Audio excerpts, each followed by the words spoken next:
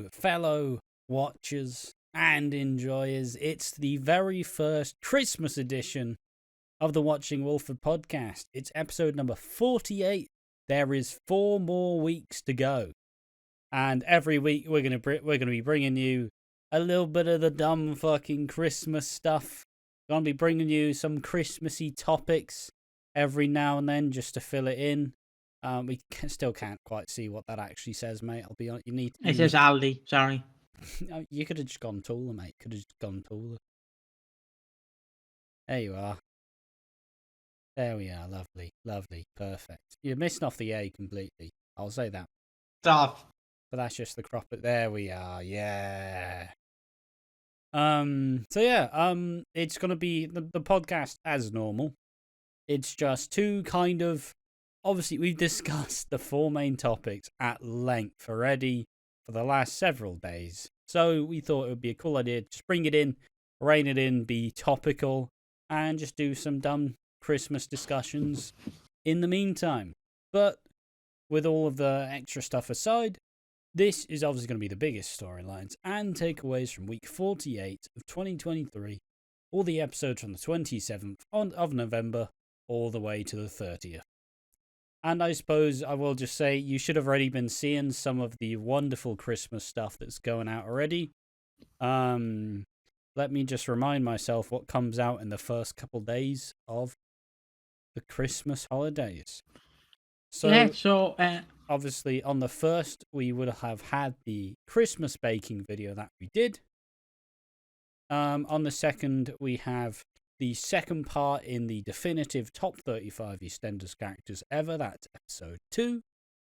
And then coming up the day after the podcast, it should be the first of our reactions to the Christmas episodes. And the first one is 2022.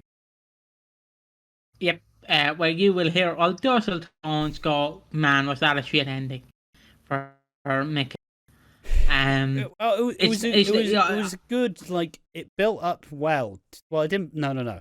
The ending song nearly made it all feel good. That's the episode. But I will say, if I have to rank the 4 I've seen from worst to best, I think it would go 2018 as worst, then 2022. Then 2000, and then 2003 would be the best out of the 4 we saw. Yes. Simply because even though 2003 is depressing, it does have a happy message at the end. Like, it's Christmas, celebrate with your friends and family. Whereas all the other ones are just sad and depressed. Yeah, and you can tell the direction has gotten a lot darker over the years. But before we divulge with this, though, I do just want to fully round it to saying what's the main stories we're going to be discussing this week. Going to be Stacey and Theo's court case, that development, and, a lovely little conversation with Jack Brannan. Oh, it's heating up, boys. It's heating up. Karen and Keanu's kidnapping secret has been revealed by one Malcolm and another by Mitch. They're getting rattled, immediately rattled. And finally, the thing that everybody is interested in, and probably some of the most explosive stuff of the year, that being Nish finally discovering the Suki and Eve affair and the aftermath that followed. Well, yeah, that all makes it sound exciting. Now wait a half an hour to an hour till we get into that, guys, and you will not be disappointed. Yes. So yeah, just want to say, I'm excited for Christmas 2023. As you can tell, we're in Christmas gear. We're in Christmas outfits, I should say. We say gear, sounds like we're fucking dealing drugs. Chris, you got that Christmas gear, have you, Ash? That Santa ho ho ho. I'm always shifting Christmas gear, mate. So yeah, just enjoy the next coming weeks. It's a send off to the year that is 2023. We had lots of ups. And for Ash, a lot of downs. Yeah, a lot Have to of jump that deaths. in. Good one this year. Also, just full preparation. If we are slightly just hysterical by the end of the year, it's been a busy old year for us. It's been one hell of a year. So we'll do what we do, our plans immediately, I'll just say that now. There should be 7 special Christmas episodes for you. There's 4 of us watching some old Christmases, and there is 3 in-person videos that we did, as well as a couple others we did beforehand. So there should be I think it's about 9 or so. And obviously at the end of the month, when we get into the first or second week of January, we're going to take a bit of time off to fully relax and no longer have to do Walford on tap for a good couple months. Till February when the 39th anniversary happens. True. But as a whole, not much is changing. It's going to be much the same. So I hope you guys enjoy it. And it should be fun, but we are just going to do the usual stuff. For now, Piggy, how you doing, mate? How's your week been? I'm doing good, Pat. I'm doing good. Just brief note, the plug one more match and the plug possibly something that will happen sometime late next year. So like September to November next year. Something that will happen is me and Ash from Watching Walford / one more match are going to AEW All In with our favourite alcoholic. I don't know if that's the best description to give them, but our favorite drinking person. That's Scottish. Much better. It comes with the territory. Yeah, Slater, who again is our favorite person, and so yeah, I got the tickets for All In. I'm excited. I'm a bit nervous because I've met Ash in person, of course, unless I was a hologram that time I visited. So Ash kind of knows how I work, and I know how Ash kind of works. But he's like, give me a half an hour, man. I need a break, grand. But we add the third wheel into this, and we're like a go-kart. We do not know whether the wheels will go flying off or will go flying off the track. So yeah, I'm excited for that. You excited for it? I know it doesn't happen until next August, but yeah, I'm locked in. That's about as best as you're getting. I'm not getting excited. Fuck that. Yeah, it's cool. It's fun. I'll be there. Yeah, so I just wanted to mention that because that's been an interesting week of my life. Yeah, the reason why I couldn't use my PayPal, I had it set to United Kingdom, not Ireland. I was like, that's the fine print I forgot to read until Wednesday. So yeah, I'm an idiot. They say Piggy's smart, but little do they realise the innocent things bring them down. The littlest things. I'm not. Who's calling you smart? Myself. I'm not calling myself smart.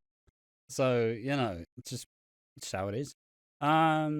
What else has been going on? Anything interesting?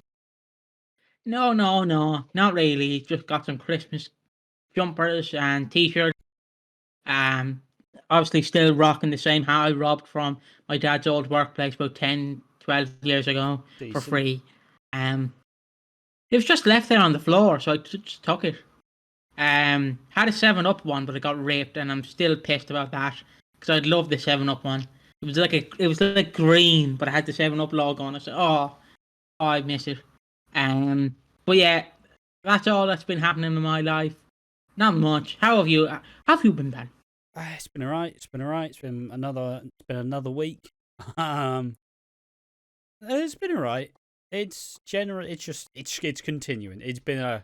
I've been doing a lot more work towards getting all the Christmas videos prepared. There's only one more that I actually need to do before all the extra Christmas stuff that we pre-planned beforehand is done. Which is gonna be good fun when I actually get that done, because I've been putting off doing that third video for a fucking while. But it's gonna be good. It's gonna be fun. I'm gonna try and make Christmas more of a thing for myself this year. As a family, if there's one thing that we're all pretty terrible at doing, it's trying to make an occasion or something, rather than just accepting that it's there and not doing anything. So I'm trying to make it a bit bigger, a bit bolder. And it's just, if there's one thing that I'm very thankful for, is that I'm happy that I'm in a good place this year. Because, oh boy, last year was a fucking struggle.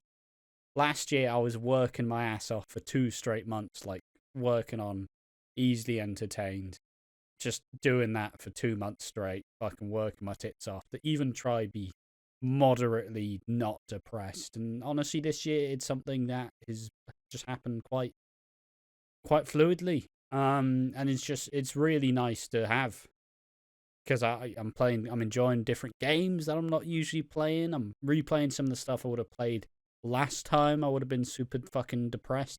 And it's super lovely to be able to enjoy all of the things. So I hope that some of that extra joy, some of that extra enjoyment rubs off on some of the listeners, because Christmas isn't always the easiest time for everybody.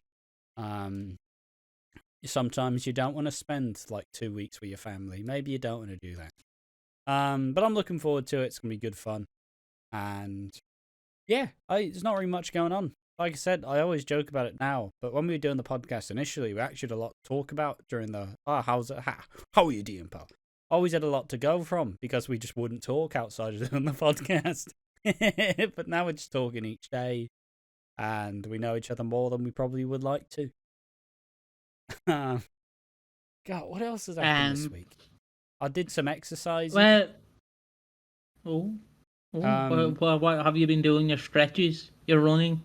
Your jogging? None of the above.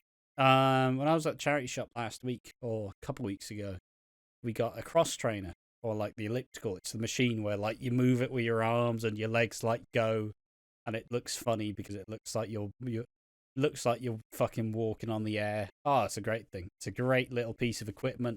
Got an absolute bargain for it. £15. I've seen that on fucking Amazon for 70 quid. I'm like, oh, give me some of that. It was my favourite exercise machine when I went to the gym back in the day. But fucking because I'm out of shape. Because I'm insanely out of shape. Mostly my fault, but partially because I don't know if I've told this on the podcast. I definitely told it on the streams I've been doing. But when I first started the antidepressants that I'm now on, which are metazapine, I looked up all the side effects, and there was one big side effect. People were just like, "Oh yeah, you're going to put on a lot of weight," and I'm like, what's the worst that it can happen? Because I wasn't doing that bad. I wasn't gaining weight. I wasn't losing it. Pretty content. 1 month on, when I went to that doctor's appointment for the repeat prescription, have you been gaining any weight, Ash? Fuck, have I been? Yes. What the fuck? How have I? Oh, it's just ballooned up. It's great. Not really. But I've been putting myself through my paces.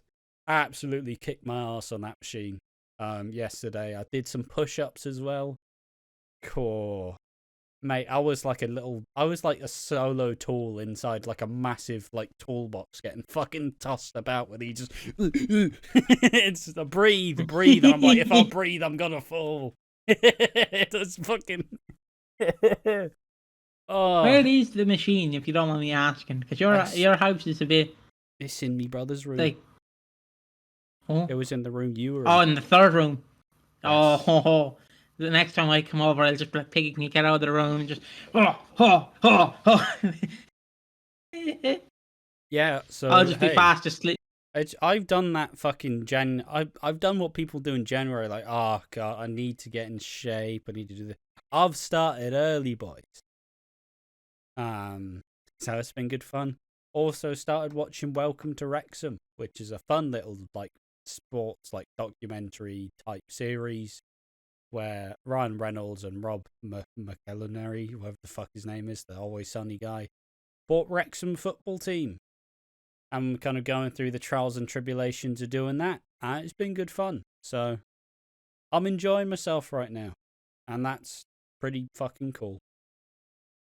I've also, doubling up. Oh, fucking hell, hello, Corona. I've been watching I'm a Celebrity as well. Which is, mate, I'm embracing it all. I'm doing everything different this year. And it's been great fun to just sit back for an hour, fucking chat shit with my brother who's watching it with me and get invested. Been great fun. Danielle, obviously, of soap fame. EastEnders, Lola. Been good fun. And obviously Tony Hutchinson from Hollyoaks. Lovely stuff. Also is quite nice to see Nigel Farage be pathetic. Very fun. Good fun, that. But enough on that. Yeah, isn't just to speak on that, isn't Nigel Farage like an old fucking Tory MP or something? Or is he just a talk show host? He was the former leader of UKIP and obviously led the big Brexit Leave campaign. So yes. Well, you look back at it now, Nigel. I think Christmas. You might have fucked up your plans. I wrapped it up and said. They're not saying I love you, Theresa May. Definitely did not. Yeah. So before we get into EastEnders, a fun little one topic. Thing I did forget though. I was gonna interrupt your topic because we don't need to do this conversation yet. We can do this the week of Christmas, as that's when we'll be having that lovely little delicacy that is. Okay, so what Christmas topic do you want to talk about? I think it's either got to be like putting up a tree, or it's got to be like like your go-to Christmas song. Oh, your go-to Christmas song. How about that? Oh, lovely. Also, just side note, I will be seen drinking a lot more in this season as well. Just fuck it. Like, come on, it's Christmas. When else are you allowed to drink all the time? It's great fun.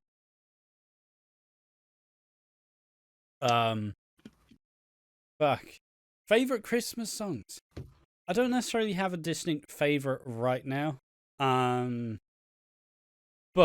the one thing I was listening to for a good while is I for some reason got really into listening to a bunch of like Doomer Christmas songs.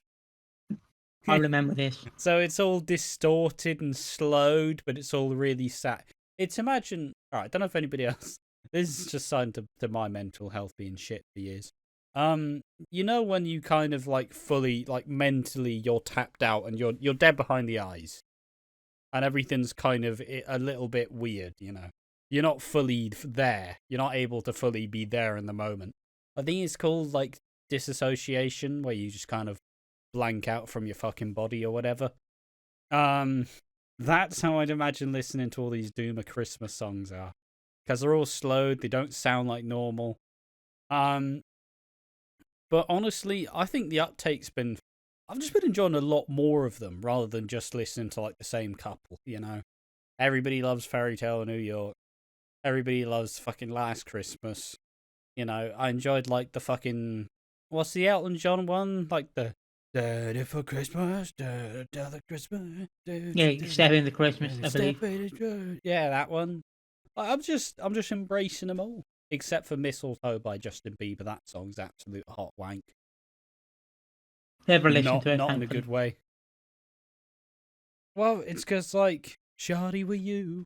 It's like, you're fucking Justin Bieber and you're 13. Stop saying shorty. You mad bastard. Yeah, anyways. What's your go-to de facto Christmas song? Trying to think of it because I can't remember the name, but it's by like the band called The Wizard, I believe. That Christmas song. Yes, I don't. The one that I believe was used in Christmas 2003. EastEnders. I want to say because I was looking for that song earlier on, but I couldn't find the ending to actually shazam the song. Christmas every day. Yeah, that one. I wish it could be Christmas every day. Yeah, and then you have like Pat hitting the gritty and fucking.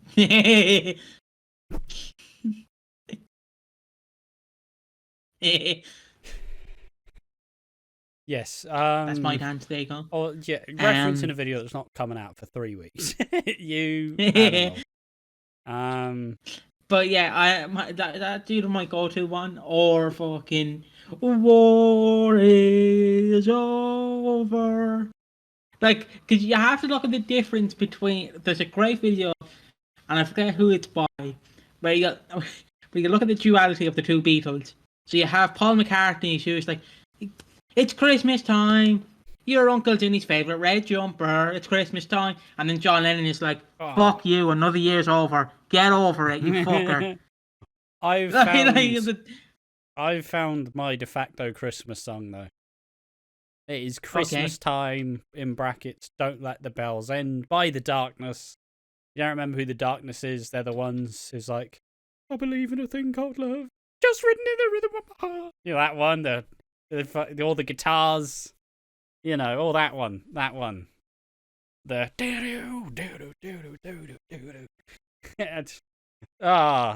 The Darkness are ridiculous. But that's a banger of a Christmas song. I forgot this one existed. I haven't listened to it, but Christmas Party Spotify playlist, right in there. First song, Step Into Christmas. Don't really care for Michael fucking Bubble though. Bublé? Bubble? Bublé. But in solidarity with my nan, it's got to be Michael Bubble. Michael Bubble. Nan, that's Bublé. Bubble. Well, she's a northerner. I do like that Michael Bubble. You do this every year, Nan. You do this every year. Michael Bubble. He's like fucking buttery smooth and he's shit. Alright? I want others.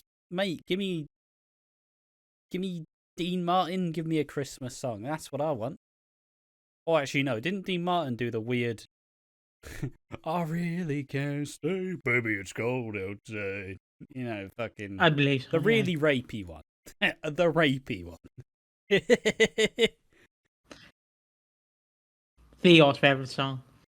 Driving Home for Christmas is fun. Last Christmas is fun. There's just a lot of really good bangers out there. It's hard to make a Christmas song now, I think, because... It's hard to break in. You never get fully in there. You can only do so much. You know, there's only so much you can write about. Oh, it's Christmas again, Santa's coming on the chimney, Rudolph is having a shit, what else to do?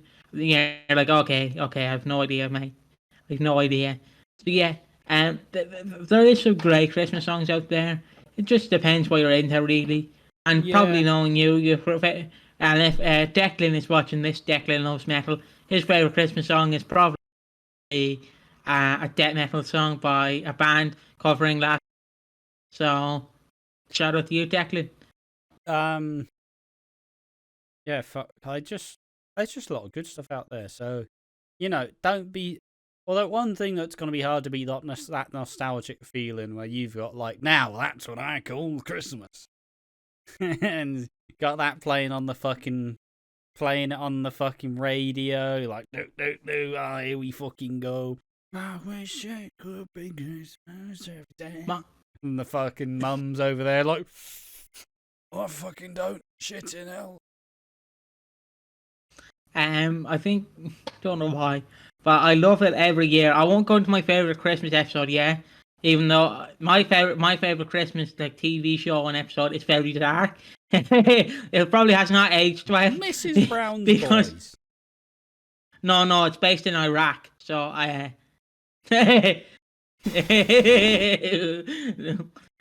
but my favourite, like my one go-to thing that I look up every year, it's South Park did a thing like when very early on. It's not controversial. It's not controversial at all. It's Santa and Jesus do a duet. So you have like Santa and Jesus singing songs, and then like it's like Santa's like there's only 3 fucking Santa songs and fucking million Jesus songs. So there's no fucking songs I can sing, and it's like, and then he's like, and her name's Rio and she dances on the sun. I don't know why, it just always gets me. Because he's just singing Rio, not Rio. That's a wrestler. I was trying to figure out whether I was going to even bring up like a favorite Christmas movie, but that's a topic for another time. Yeah, that's a topic for next week. Can I not give one though? Can I not give one? It's not You can give on. Silent Night, Deadly Night, both part 1 and part 2. There's a Christmas slasher where there's a guy called Billy who's got some fucking absolute traumatic memories of Santa killing his parents. Fucking goes around, like, he has to work in a fucking mall. And they make him dress up as Santa because the normal Santa's gone. Not realising this is about to set off all the fucking trauma known to man. And then he just goes on a rampage killing folk. It's great fun. Wonderful slashery themed Christmas. And then episode 2 is obviously has the famous Garbage Day. It's fucking just, that man didn't know how to control his eyebrows. Beautiful stuff. Great. 2 great Christmas movies. Second one's not that much of a Christmas movie, but don't really fit the theme of Christmas so much. But some may relate to it if you are stuck with your family all fucking holiday. Some people, fucking, yeah, that's funny fucking joke, Derek. Fuck you. I honestly have never done that with my family. I've never really had a family Christmas Day. It was just either myself in my room or myself and my dad. Either that. I remember having to try and keep fucking, I don't know, there was a time period where obviously I'm autistic. So I you know, and I wasn't very good at like being funny at fucking times, or I wasn't very good at adjusting. But for like a good couple of years, I'll put it on myself to be a bit of a fucking showman around Christmas. So, yeah, everything would be funny, it'd all be good, I'd be all energized. But obviously, I just burned myself the fuck out with doing anything. So, you know, you live and learn. But they've been alright the last couple of years. It's just once again trying to make more of a big deal about it. That's all I can really add to this conversation. Yeah. So I think I'm autistic. What a revelation! A Christmas revelation. You're autistic. Wow, didn't know that. Golly gosh, guys, would you believe that? I think now it's time for Santa to get on his sleigh and come back next week. Yeah. Santa is just want to say quickly before, the amount of people in my town complaining about electricity skyrocketing through the roof, and then they put out fucking Christmas lights, and it looks like I'm in a fucking airport with all the airplanes, with all the fucking lights on the airplane. Like, Jesus Christ. If you're complaining about your lecky bill and you fucking light up your thing like Notre Dame, fuck you. I'd be having a nice little jolly walk, and then Derek in the other estate would have a Christmas lights like a Christmas light flaring at his wall and Christmas things going across. I don't know. I also don't know if I don't think I've ever. I remember when I was a child. Just want to end on this before we get into it. I remember when I was a child. My old bus used to go through estates. From this town that I currently live in to my old town, I used to live in the old town. So when I went to visit my auntie, that I still do sometimes, with my nan and my dad, we would the bus would go through estates. It obviously stopped because the bus refused. It went on strike last year and just refused the run. So yeah, they weren't paying the money. But yeah, when it was Christmas time, they would go through this estate. So this man would have a blow up Santa. He'd have a blow up snowman, and he'd have a blow up Homer Simpson dressed up as Santa. And he used to have all these blow up things around his house, all the lights decorated and everything. So yeah, I just wanted to end on that. I mean, he probably does it all year round. He probably has an inflatable wife. Oh yeah, it's all my inflatable material. Sorry, I'll keep that for the tumbler. Anyone do it inflatable in your area? A bit. But you mostly just see the rare house who give it absolute tits. But it's cool. Because I've not done it for so long, I think about getting Christmas decorations and I'm like, But I did buy a new tree this year, and that tree was fucking wonky as all hell. The previous one, that is. Like, that tree had been used for a good, 10, 15 years. And, the last time we brought it out, it's like an old man being wheeled out. So, you ready to do the Santa thing? Yeah, I'm ready to do it. Oh, fuck, mate. You know what? You don't need to do it anymore. Yeah, fucking cheers, mate. Just grabs a beer. Yeah, there we are. I think that's enough for the dumb Christmas anecdotes. I think there's enough for people to find humorous. Oh, excuse me. Fucking hell. Bubbles. First storyline we're going to talk about is Stacey and Theo's court case. Now, there was a lot of annoyance with Stacey and Theo this week, simply because Stacey, instead of believing in the case, Stacey decided to take matters into her own hands and decided to meet up with Theo before the court hearing. Now, obviously, why is she doing this? Well, she's not doing it without a lot of people giving her a lot of abuse, because obviously you fucking give her abuse, Piggy. Why would you? Well, if you were Stacey's mate, would you let her go see Theo mere hours before the court hearing? No, because you have to look at the perspective, right? You have to. Obviously, Theo is delusional, so you have to add that into account. You have to add that into the mix. But if we're talking about someone who's not delusional, and it's just he's clearly still has a problem with you, and you show up to a pub or a bar or a nightclub, whatever, to see that person who you're bringing to court because they won't leave you alone, and you show up mere hours going, yeah, look man, if you just stop, man, and if you just say you're guilty, we can live a life, man, we can live a life. Why would you do that? Because I'm just questioning what you're doing, really. What's going on? What's going on? I don't know. It was turning into Bray Wyatt for some reason. I don't know why. We can be together, man. Who? We can see the fireflies, man. We can see the fireflies, and they dance in the night. Oh, will be missed, but the promos won't be missed. But yeah, why would you show up? Because that's evidence against you. She invited me out. She brought me for drinks. I drank. Considering how much Stacey needs everything to go in her favour, which I guess is a reason for her to go fuck it.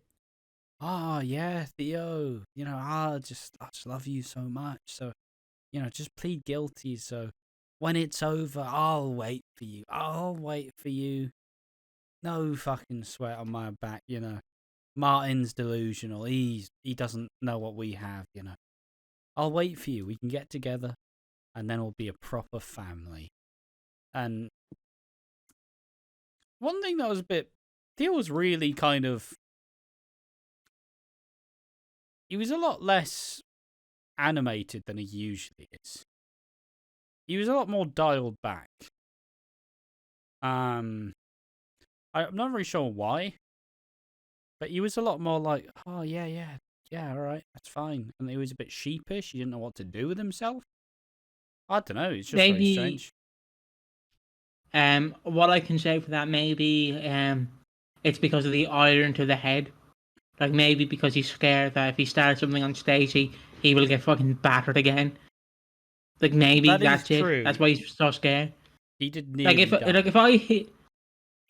If I hit your brother with a frying pan and knocked him unconscious, and the next time he saw me, he was, yeah, Piggy, I'll make you bacon, I'll make you sandwich, then you'd be like, yeah, who's the fucking man? Who's the man, brother? Who's the man? And you know what I mean? You'd be scared shitless. Yeah, no, fair enough. And obviously this leads to the court hearing, where Theo does indeed plead guilty.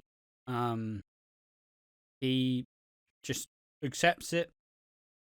And I was very worried when I was seeing this, because I'm like, how's Theo gonna be out by Christmas? I was like, he's got to be getting good behavior, right? He's not a danger to anyone. He's clearly learnt from his mistakes. maybe Stacey misled him. Like,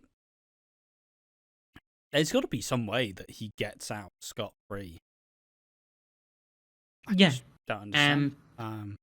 Unless it'll be exciting actually being written out. Wait and see. No, he can't be written out though. He can't. That's been Stacey's main storyline since like April. You can't write him out before Christmas. It's a waste of fucking time.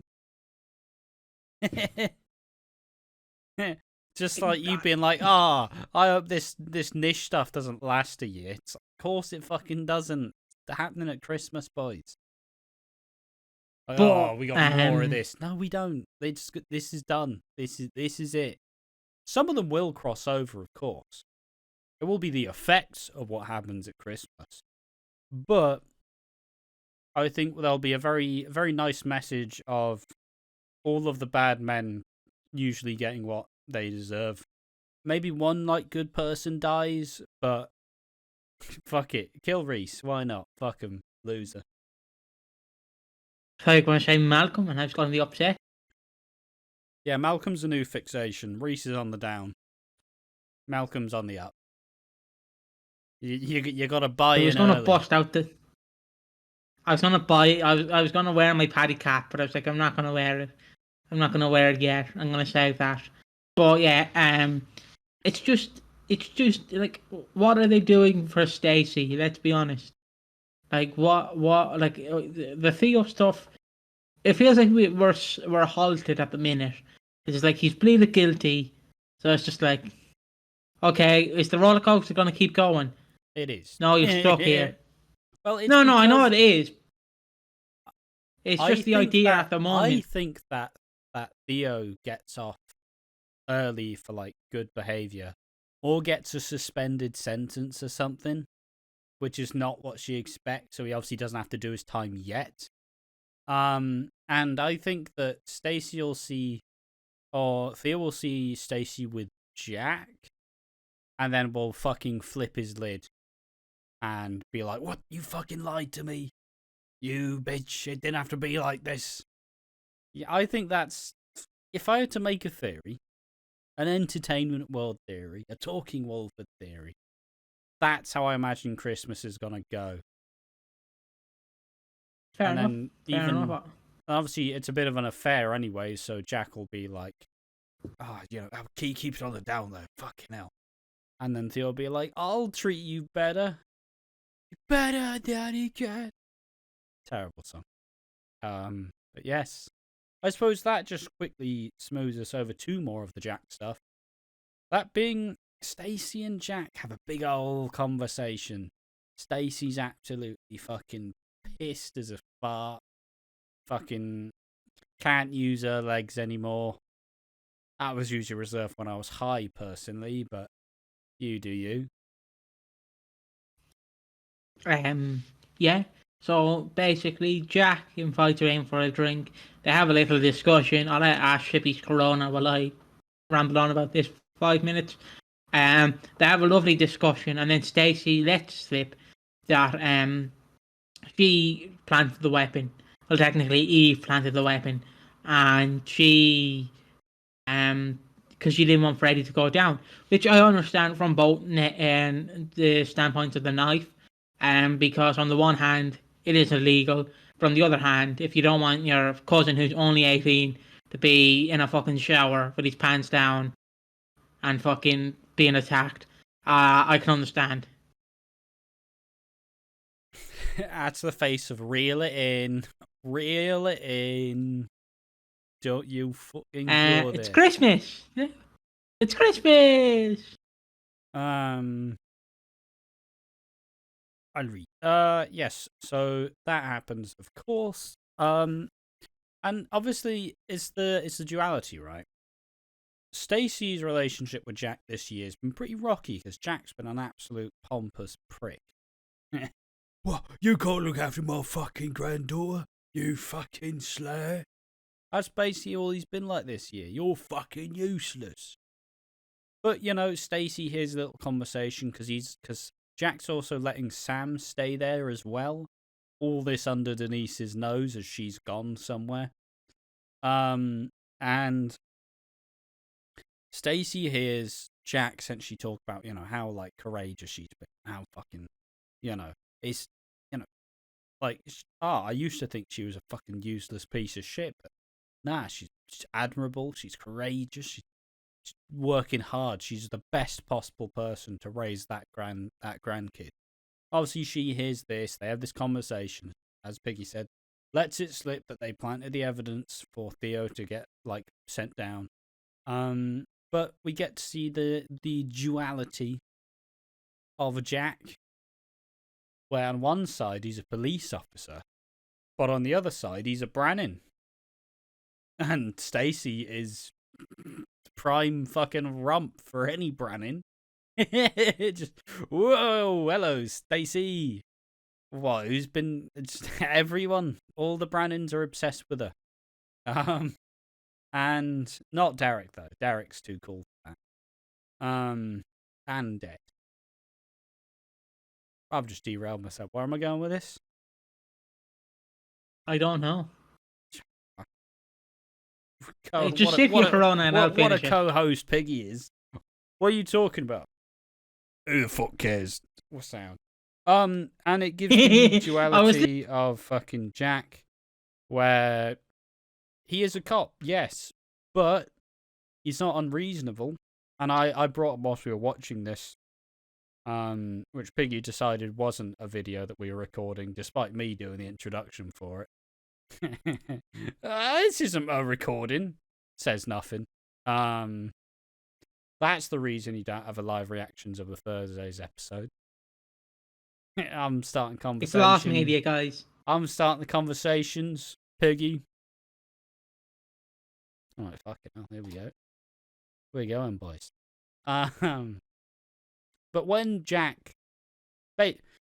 Not sure if anybody remembers this, because it was a couple of years ago, and it was the pretty dark times in EastEnders, where you had that Tiffany Butcher storyline where she was groomed into selling drugs by a gang by, like, Evie or Eve... I think it was Evie West or some shit, and she ended up being raped in this storyline. It was pretty rough. And Jack recently being put back on the force beat the fuck out of this guy and made him never come back. And it's just to kind of show that Jack, as much as he is an officer of the law, he is a fucking high-ranking officer, he will turn a blind eye if it's reasonable.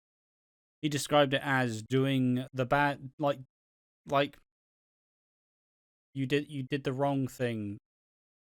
You did the right thing. Ah, fuck, I don't know. It's the idea of it's not what was right, but it was something you had to do. Yeah. Yeah, I agree with that. I feel like what might happen is we might get Jack versus Theo at Christmas, not on Christmas Day, because again, we don't want to stuff the poor turkey.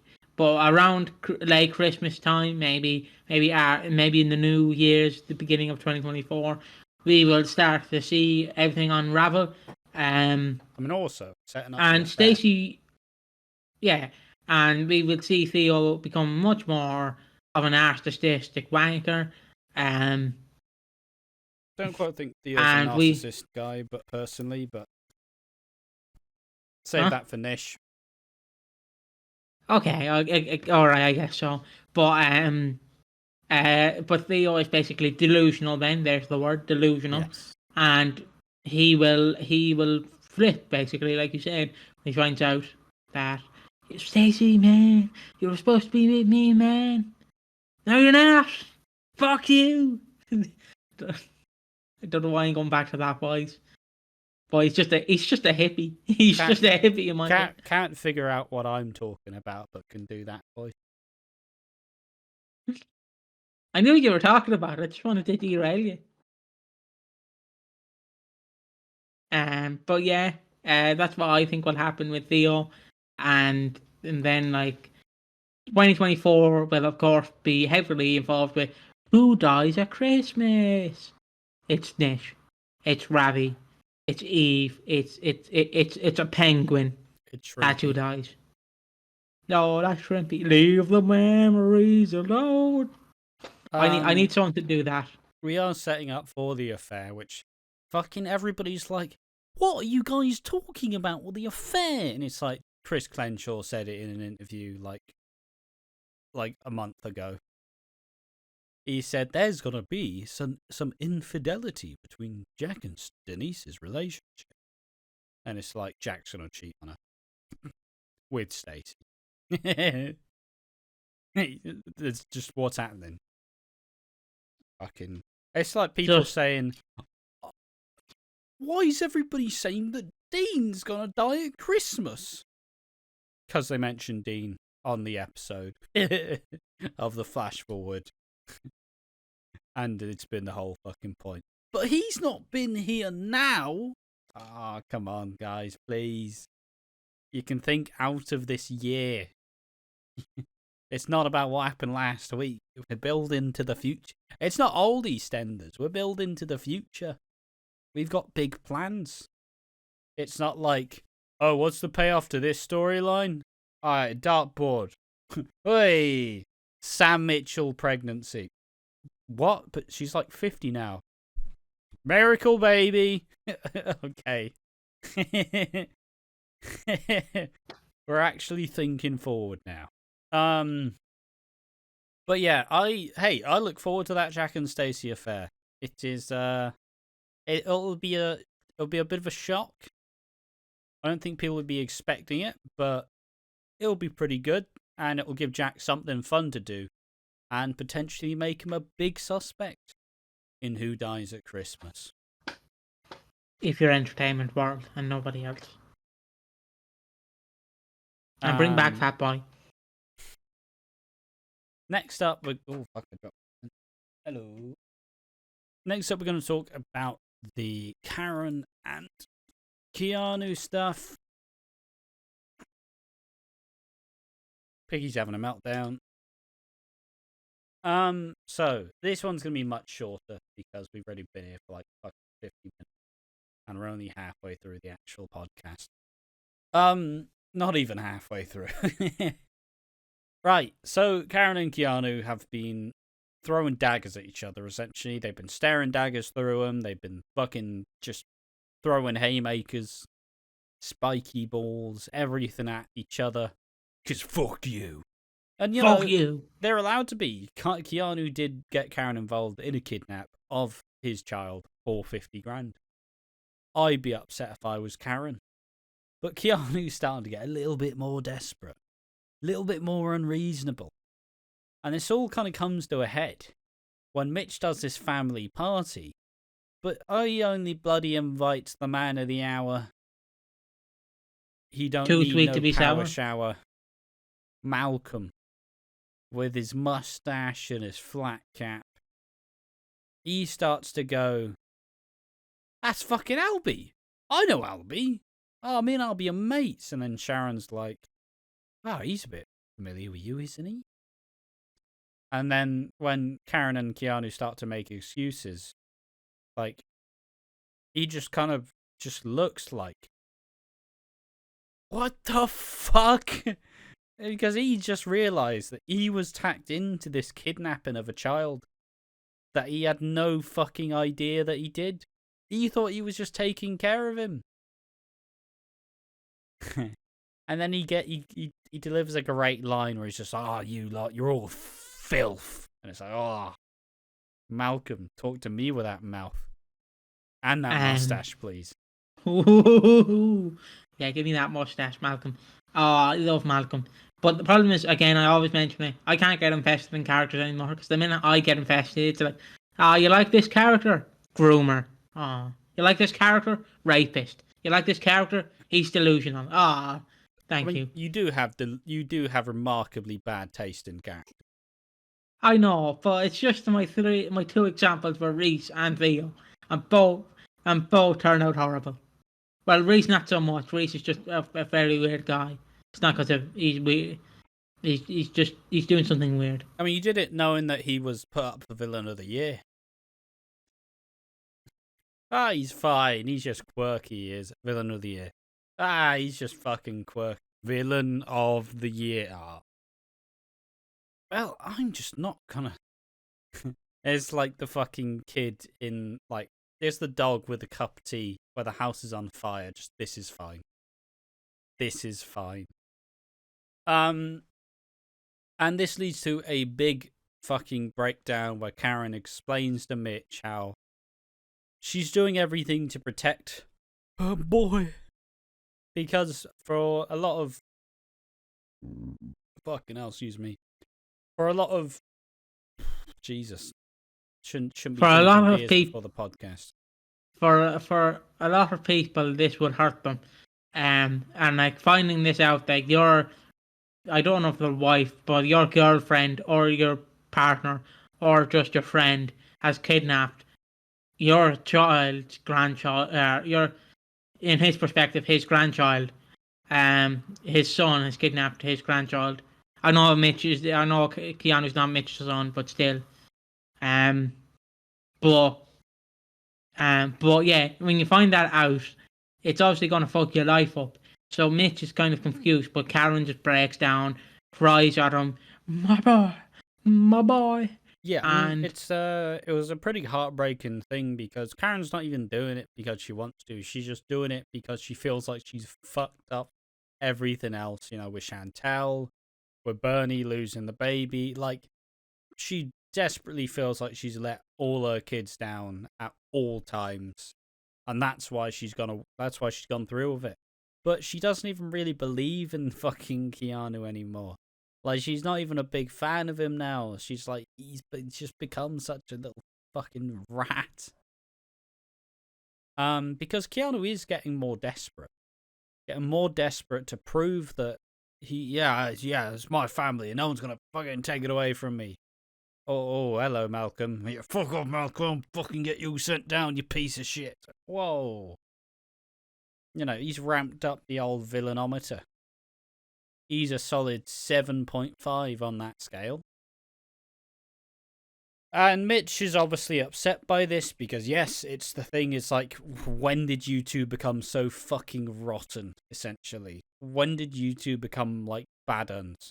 Because that's just not that's not who I know you guys as. But Keanu doesn't give a fuck, and Karen's just shows him the money, and he's just kind of like, whoa. Slow down. I don't actually know if there's much payoff to it, really. I don't even know. Was Bernie in her bedroom, or was she still at the party? She was at the party. Oh, right, because if she was in her bedroom and she couldn't hear that, I'd be like, guys, the way they were talking, no matter how much silicone is in that fucking wall, you can fucking hear them. You can hear them. Half the neighborhood could probably hear them. Plastic wall. I don't know, mate. This has been a funny podcast. We're both drunk off our tits and I'm not even drunk. I'm not even drunk either. We're both just extremely high on Christmas. That's all. To be fair, this has been an extremely staggered schedule, so we're just... mate, I'm not even having the day off tomorrow. I'm helping the boys in the workshop.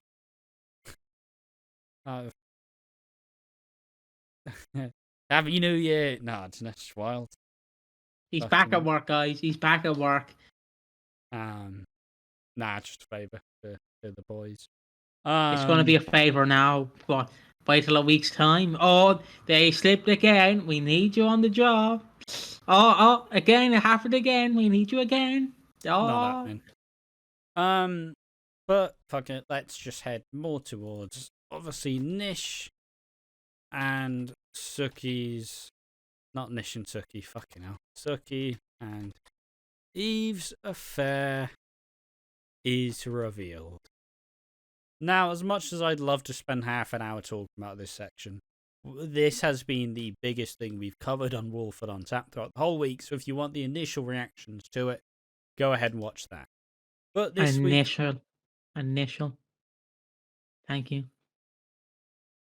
But this week has been... It was brewing. It was brewing the whole time. They got the fancy cameras out.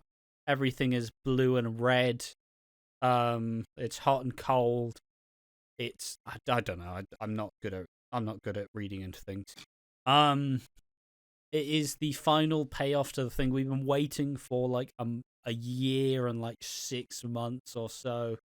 Like, we've been building to this the whole fucking... Well, maybe not the whole time. They have went, ooh,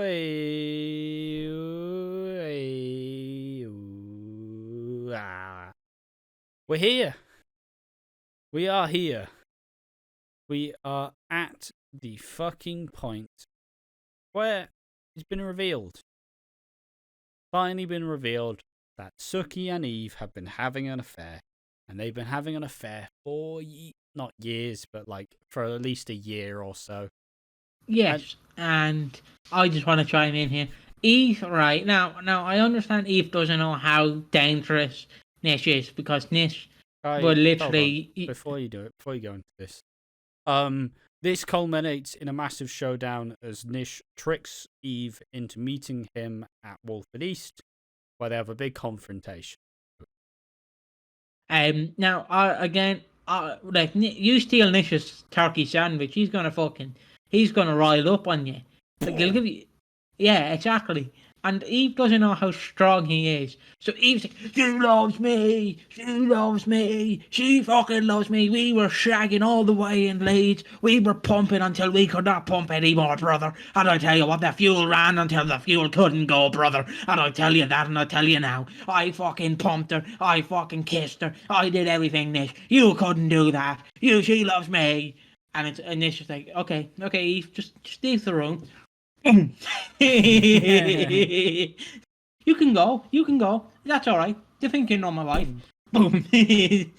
Yeah, it's obviously, as far as I can tell, I don't think Suki's ever been fully. I don't think Eve's ever been fully told that Nish killed a man in a jealous rage. I don't think she's ever been explicitly told that's what he did. Obviously, she'll know that he went to prison for murder, but I can't imagine... I don't think it was ever explicitly said that that was what he did to Eve. So obviously, she's wanting it to be this big, explosive, like, just let her go. You just have to let her go, Nish. But obviously, she doesn't know that he's not fucking doing that. Let her go. What is she, a fucking fish? That's mine. I'm not letting her go. Obviously we already touched on it, but I will run through what happens next, if you don't mind. If you've anything to say, just chime in. If you don't have anything to say, just do what I do and just fuck off. So basically, he gets Ravi involved, and he's like, Ravi, I need you to help me. If you don't help me, well, you know your child that you just met, and the woman that you just met, well, have fun, buddy, when you're behind bars and Ethel comes to you and ring you on their little telephone and fucking go, hello, daddy, how are you, daddy? See how that is. If you don't help me with this, you fucker. It's the fucking, like, twisted knot of manipulation. Just like, Ravi, you're my son. I love you. You're my son. Nobody else is as important to you, or as important to me as you are. You're my son, my flesh and blood. You're the best. But you don't kill us, you're going to jail, buddy. Just what? Textbook Nish. Yeah, you're great, but also you don't do this for me. I'm gonna fucking set you up, you piece of shit. Fuck you. Yeah. So this leads to him telling Ravi, look, I'm going to get rope. We're going to, you're going to go somewhere. That's what I'm doing. The Christmas music's in my ears fucking pumping. Because I can't hear the Christmas music. So all I seen was just rope. Ooh, rope. So, like, he gets the rope, and I said, look, if that was Ravi doing that to me, he could do that anytime he wants. Like, fucking hell. Not into role play, but you give me a sexy man like Ravi and Nish. You can twist me in knots. I hate that you make me wanna fuck you. You whore. I hate you. I hate that you make me wanna fuck you. Me, I knew. He basically then throws. They throw Eve into the back of the boot, or sorry, what do the Americans call it? The trunk. They threw him in the trunk of the car, and they basically Ravi drove off. So you have this brilliant scene where Suki is texting Eve, and Eve is kicking the fucking boot of the car, like, "Let me out, please." Obviously, she can't hear, so she's like, and kicking the. I can't really do a kicking sound, but she's kicking the boot and muffling, screaming. Wachoo! That's a sneeze. Ciao! That's like the Queen. Yeah, that's Owen Wilson. So yeah, they drive off. We don't know where it's indicated where they drive off, but they drive off to the Walford Woods, as I'm going to call it. It actually sounds like a fun place to go to, the Walford Woods. And he digs a hole because he's going to whack Eve with a shovel to the back of the head. But Eve gets untied. She unties herself, or Ravi unties her. I forgot that little detail. And basically scurries off into the woods. She scurries off. She does a little run into the woods. And Ravi runs after her. And Ash said it, and I was going to say it, but I ultimately agree with him. If you're being outrun by Eve and you're a sexy six-pack man, how fat are you? Like, if I could outrun Ravi, I'm not the most slim Jim man, as my dad would say. I'm a big bungalow, as they say. And because that's what I call my dad whenever I see him. I go, "You big bungalow," and he goes, "We're two big bungalows in the kitchen. We can't fit." And and like, if you're being outrun by me, the big bungalow, something's wrong, mate. Something's wrong. But he catches up with her. Eve goes to whack him with a stick or a log, a big piece of log. A massive log, not a stick. Thank you. They're like describing something. Yeah, I smacked him over the head with a pebble.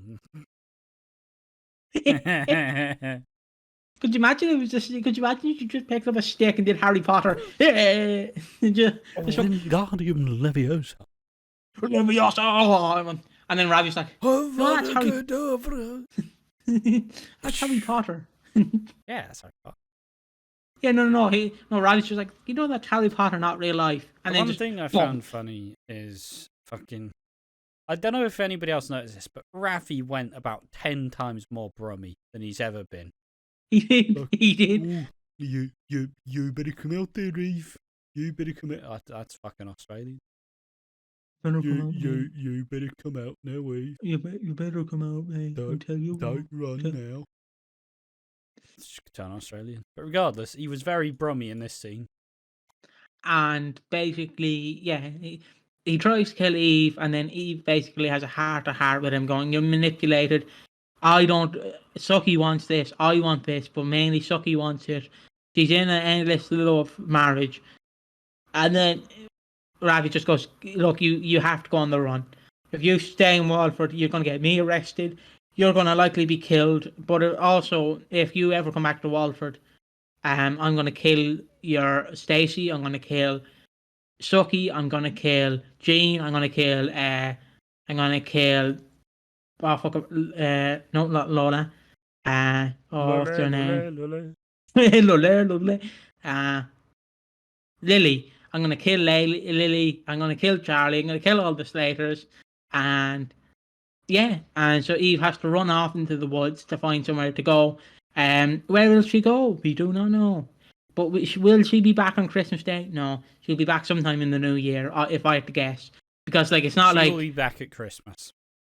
She'll be back in later Christmas, because I don't expect you just bop to the head to Nish. Oh, Eve, he's dead.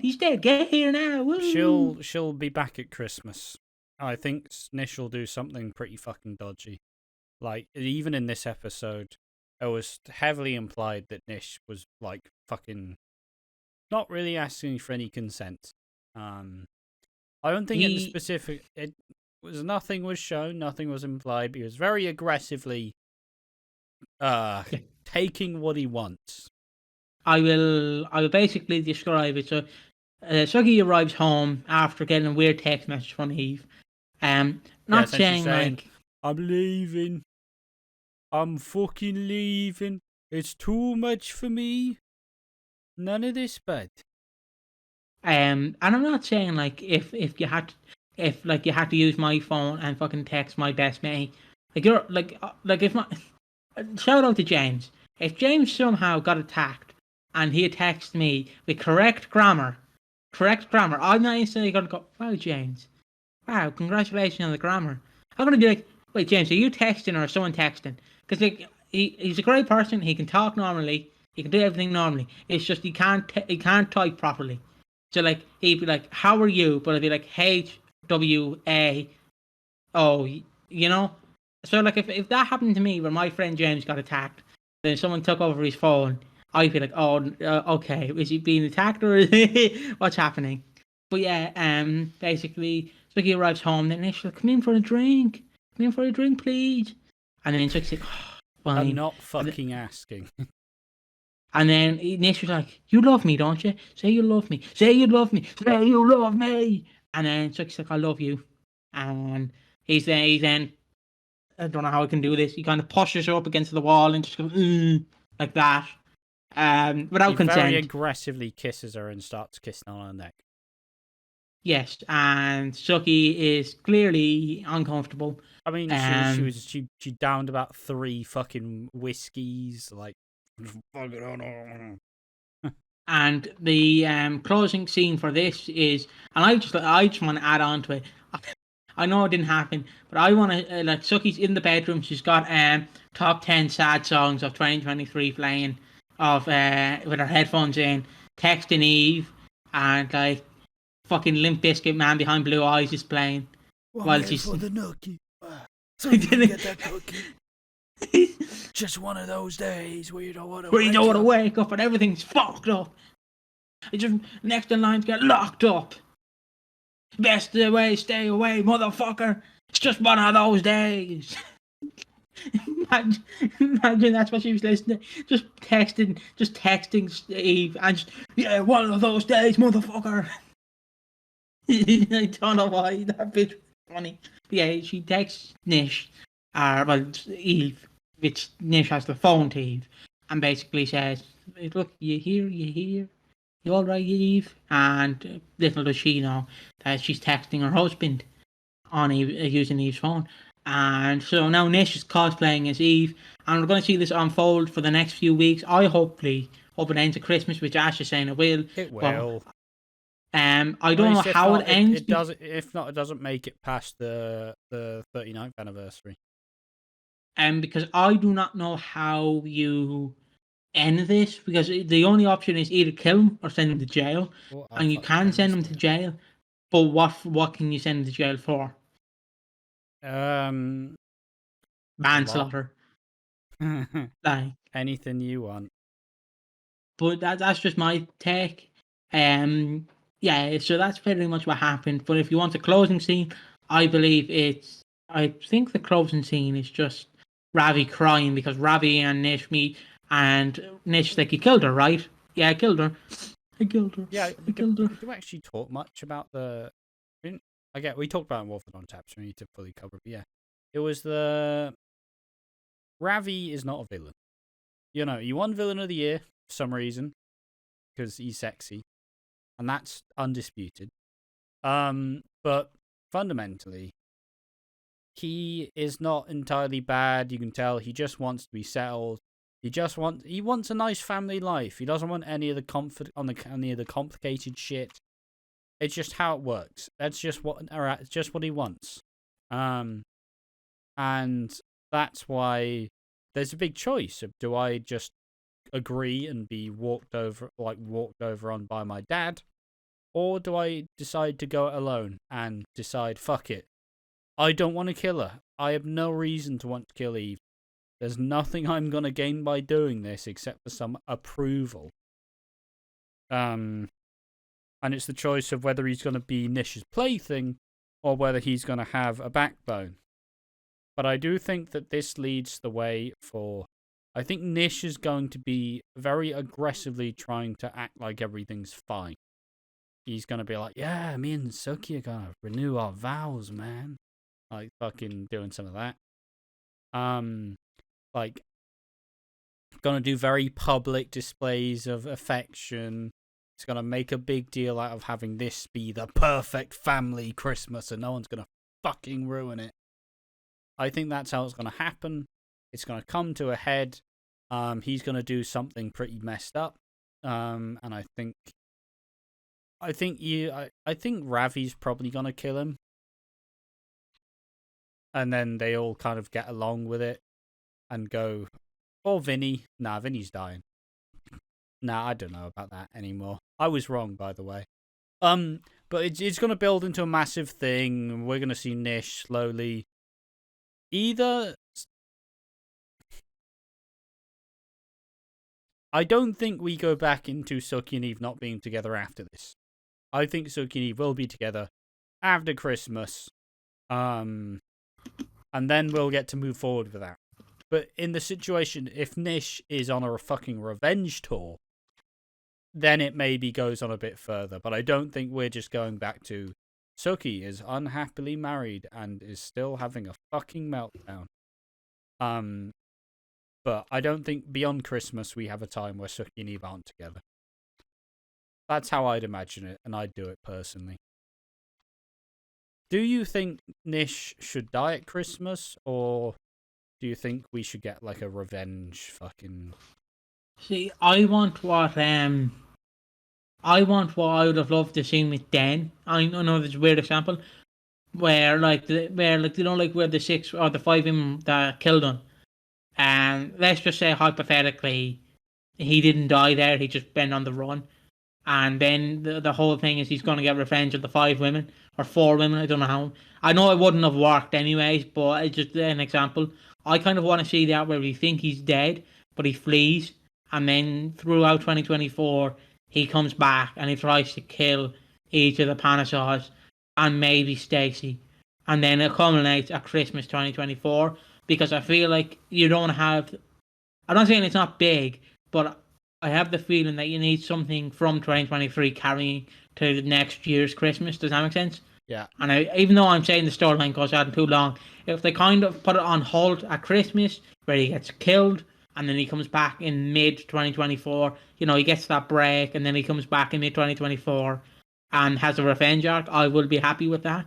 I just want to see him. You don't want it to be more delayed, but you're also like, yeah, 6 months, fuck it, have a break. Yeah, no, but if it's delayed, like what I'm saying is, unless it's being dragged out. I get what you're saying. Essentially, the way I do it is I'd have Suki and Eve go, we can finally move on. They're all together, they're all happy. Vinny's still there. Ravi's with Ivani and Priya. They're a family unit finally, and then Nish reappears, and it's like, you miss me, and then and he's just trying to fucking destroy them. Yeah, because I feel like that's the way to go. But if you're doing the whole thing where Suki has to go back into the closet for another 5 months, I will be devastated. I know it's not going to happen, but it's always that fear I have that they're going to be like, yeah, Suki, you're out now. Go back in. There you go. Pat on the head. There you go. Come back out next Christmas. But I'd love to see a revenge arc. That's what I want to see. I don't know, has there been many revenge arcs in EastEnders? Yeah. Yeah. Yeah, no, I meant modern. Oh, well, boy. Piggy, I've got a list. Martin? Mel Owen with her husband Ray. That's the one I remember to be most recent, where Ray was a bigamist and he was married to 2 other women and had like 3 separate lives, and they all agreed to take him down, but then Mel took it too far and then Ray ended up dying. So there's always the revenge arcs. You obviously have when Phil is a stalker and it turns out to be Ben. There's a lot. Yeah, love a good revenge angle, and obviously Den's death as well. But yeah, that's what I kind of want to see. I kind of want Nish to become kind of like the modern Dirty Den. I don't want another hard man on the square, but I want Nish to kind of feel like Dirty Den, where he won't do his own work. He can't kill you, but he has to distract you to kill you. Does that make sense? Yeah. Kind of like how older Den was. it would be a shame if we didn't get the Nish is a broken man. But he's also like, but he takes it as if he's a wounded animal. So he's got to fucking, like, try to... He's gonna fuck about, he's gonna hurt people, because ultimately what he wants has been taken away from him, so he's gonna do everything in his power to fucking destroy it. And I feel like you can have a great plot where you could have, he finds out about the 6 women and the 7th woman killing, let's just say, Dean at Christmas, and he could be like, Lucky, I know your secret. Wouldn't it be a shame if someone went to the police? And then he's like, come back with me and we can be a happy family. You know what I mean? And it's like, no, Nish, please leave me alone. That's what I want to see. And then eventually, not like kind of like Den's death, Ravi, Finney, Suki, and Eve take him down. Not in the Queen Vic, because if I see another fucking dead body past Christmas 2023 in the Queen Vic, I'm gonna be like, guys, that Vic is haunted. Come on now. The amount of dead souls roaming around there. But kind of like if you have the Panasos take Nish down all together. I still think he's getting taken down the family home by the vase. But I don't want to show soon, if that makes sense. I still want that bit where we still get Nish. Yeah, like he comes back. It would be a criminal shame to not see more of this and to see how like depraved he will get. Yes, because I feel like if you just have him get hit with the vase and then he just presumably dies. Yeah, you're missing out on so much potential. Yeah, because you could have him return and be like, Suki, you love me, don't you? And it's like, mate, you know that bed we slept in, me and fucking Eve. 6 hours we went one night. 6 fucking hours, mate. You know, fucking don't love you, mate. Don't love you. And then, like, you can have the duality of, like, he becomes more serious. Maybe he breaks, maybe he kidnaps one of the kids, like Priya or something. Priya? Fanny. And you can have that. But that's what I personally want. It's the revenge arc. Even though I wouldn't mind the revenge arc, because I don't want Suki to come back into the closet. Is all I don't want. I know it won't happen, but I'm scared. I'm scared. Stop holding on to it. I'm scared, Ash, okay? I'm scared. I don't want to go. Stop holding on to it. It's not fucking happening. I swear to God, if it happens. We're in the final stretch. But yeah, that's what I want to see. But without further ado, I think it's time for the awards. Are we doing awards? Oh, yeah, we do awards. Do we? Nah. I don't know. Fuck the awards. We'll bring them back next year. Okay. Or just abandon them entirely. No, but I still want to see who the Steve motherfucking Blackman Award is. Only you. Yeah, no, I guess that is the pod. I mean, this one's been fucking shambles. It's been a busy day. It's been a long day. So sorry if this is a little bit more cut and dry rather than the usual jovial, like happy to be here type podcast we usually do. But it's been a busy time and it has been busy fucking set of weeks. So ultimately, the more we have fun with it, the more will come. But as a whole, be prepared for a lot more of the Christmassy content as that has been coming out and will continue to come out. And obviously we'll be covering all of the December episodes of EastEnders on Walford on Tap. So maybe the podcast will be slightly less full, but, you know, still just as enjoyable. But regardless, I don't think there's anything else to plug. If there's one thing I want to say I'm proud of doing, I do really enjoy the Entertainment World video, our reactions to their video, discussing their Christmas theory. I think that video is a very funny reaction video, but also adds a lot on top of the concept. You know, a lot of people do just sit there and say nothing. I think we added a lot, and I think we elevated the video. And I do hope that a lot of people do go ahead and support Entertainment World and their channel.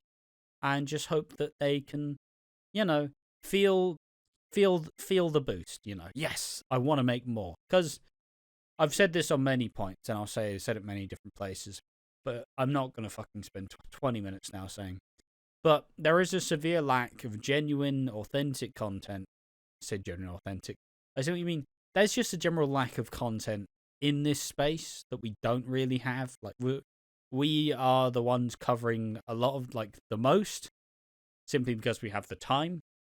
But, you know, like beyond like a couple of podcasts, obviously you have Walford After Dark, which is a great addition and is a fantastic podcast in its own right. There's not that many people who do just cover the day-to-day soaps. Obviously, one of our key points is we do the discussion videos where we take a Reddit topic and then we turn it into a big overarching video like, what soaps had alternate endings?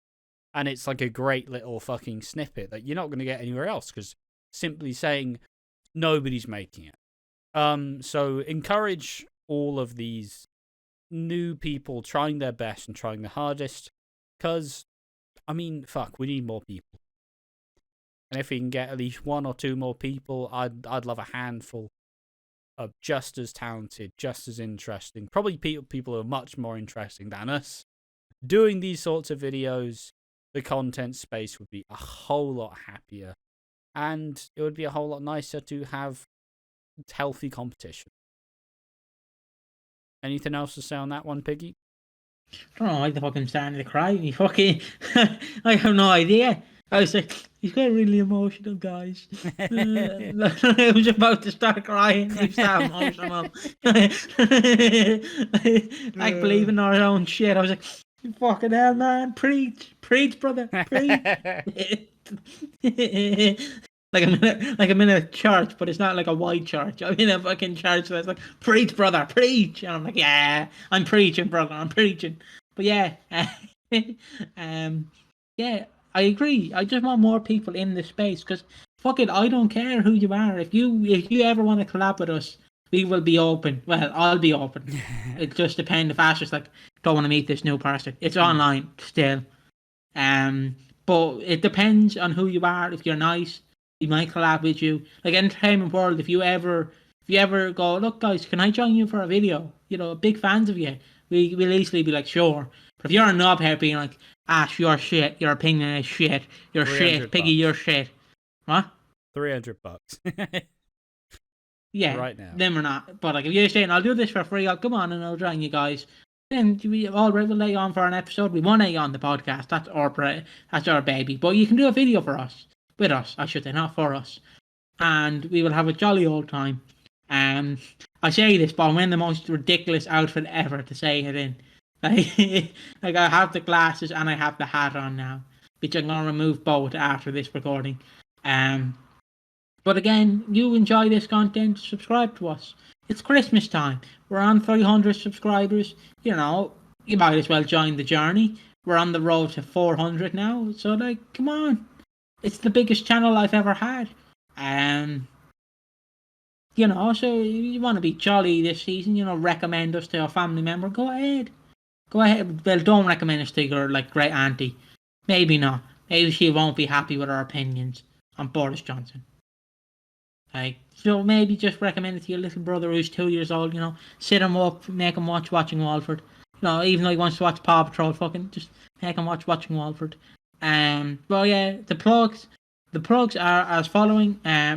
One More Match, 182 on YouTube. AquaDreams' stuff at Ashes is AquaDreams on YouTube and Twitch, and Real AquaDreams on Twitter, where you can hear his lovely streaming. Fairly regular. Yeah, he has been streaming on Twitch. It's been good fun. He talks a lot on Twitch. He talks about life. He talks about his thoughts on frogs. He talks about his thoughts on Santa Claus and the concept of space. So yeah, you want to see all that? Just follow him. He's a great man. You want some more of you want some of our socials? Our socials are Watching Walford on Instagram /Twitch and /X. And we're a YouTube channel called Watching Walford. This is what we do. We dress up for Christmas. We dress up for Halloween, and we just get excited. We all have a lovely time because it's the festive season, baby. What more can you want? I know many of you probably won't be here on Christmas Day, but for the people who are, we will be streaming on Christmas Day. I will plug it in every podcast up until Christmas Day, until the podcast after Christmas Day, where I'll just say watch the archive. I assume we'll start at 9. Yeah, we'll start at 9. We'll sing some Christmas songs, you know. We'll all get in the festive spirit, baby. And you can have a job. And the bells are ringing over me. Ash, you're drunk. I'm not fucking drunk. Come on, Ash, sing us another song. Oh, her name is Noel, and she rings my bell. Oh yeah, I'll clap for Ash. Sure you know, Al. And yeah, well yeah, we'll be streaming on Christmas Day, maybe Christmas Eve as well. Maybe the episode will be out early so we can pre-record it and just go. It will not be. It's fucking Christmas Eve. Well, we'll be live at 7:30 on Christmas Eve, and you will follow us. So again, thank you for watching, and without further ado, we must bid you a farewell and a goodbye and good night. Ho ho ho.